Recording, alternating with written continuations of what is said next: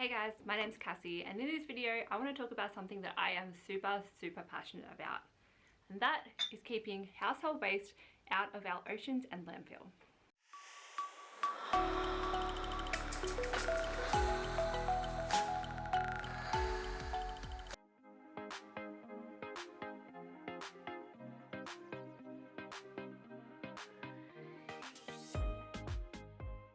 So why is this something that you should care about? Well, we currently have up to 236 million metric tons of plastic in our oceans. By the year 2050, it's estimated that we're going to have more plastic in our oceans than fish. Globally, we have reduced 8.3 billion tons of plastic in the last 7 decades.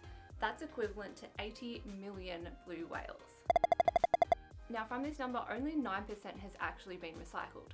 So that leaves 6.3 billion tons of plastic which has gone into landfill or ended up in our oceans. Now if you want to do your part to lower your impact, then the best thing you can do is to reduce and reuse.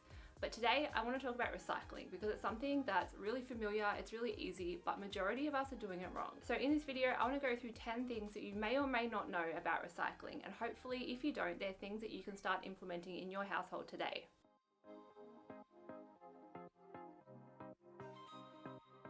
Firstly, let's just go through what you can put in your recycle bin at home.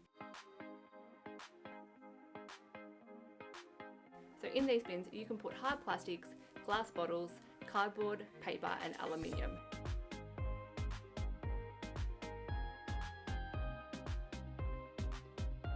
Okay, number 2 is you need to be separating your hard plastics from your soft plastics.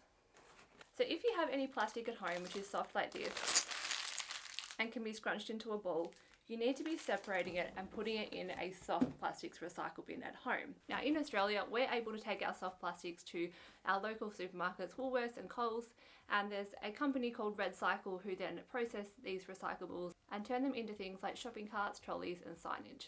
The reason that you can't put soft plastics into your general recycling bin is because the plastic gets caught in the machinery at the recycling centre.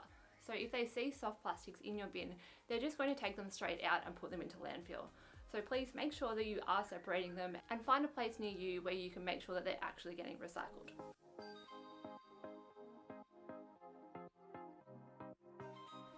Okay, number 3 is before you put anything in your recycle bin, you need to make sure that you're washing it thoroughly.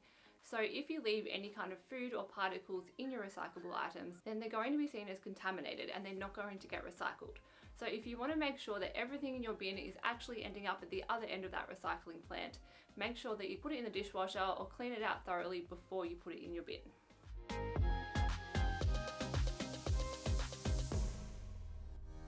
Okay, number 4, we're going to talk about liquid paperboard. Now when we talk liquid paperboard, we're mainly talking about long life milk and juice cartons and coffee cups. Now these are something that end up in landfill all the time because they're not just made of one material, they're actually made of cardboard and plastic. This means that they generally cannot go in your recycle bin at home. Now this really depends on where you live, so you should really call up your local council and ask them if they can or cannot go in your bin. Now, usually they have some kind of scheme where you can collect them and take them to a drop-off point where they can then be recycled correctly.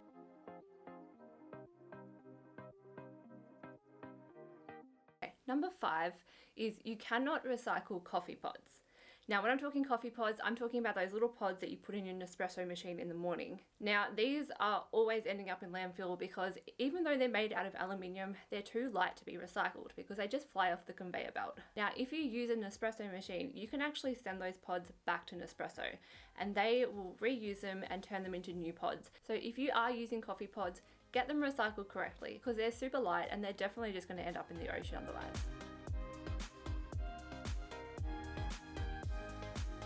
Okay, number 6 is batteries, printer cartridges, mobile phones and other electronics.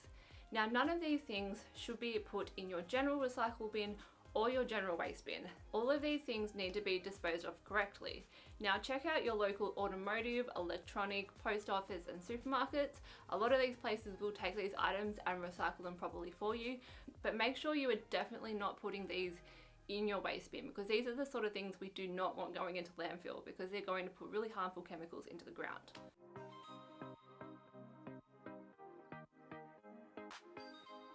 Okay, number 7 is polystyrene. Now this is the stuff that everything comes packaged in, and sometimes it can be really hard to avoid, but it's actually something that is really hard to recycle. Now you cannot put it in your general recycle bin, and a lot of recycle centres will not take it. But I urge you to call up a recycle centre near you and see if they do take it, because if you have some laying around at home, it's better to try to get it recycled than having it end up in landfill. Polystyrene breaks apart really easy and it's really light. So it's super common for it to end up in the ocean, and because it breaks into such small particles, it's then going to be eaten by fish and eventually ingested by us.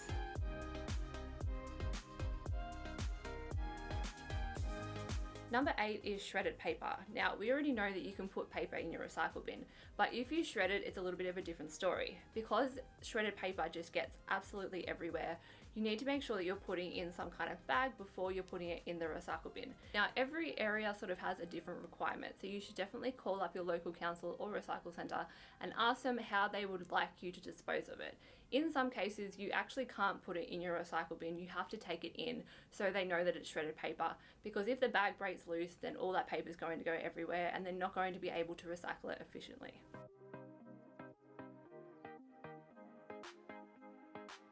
This one is super important because if you put too many wrong items in your recycle bin, none of your bin is going to get recycled. They're going to open that up and be like, nope, and they're going to put that whole bin into landfill. Now, if you care about the environment, you care about getting your items recycled, make sure that you're doing your research, and if you're not sure, just double check, because otherwise all of your plastics, glass, aluminium, everything is going to end up buried in the ground.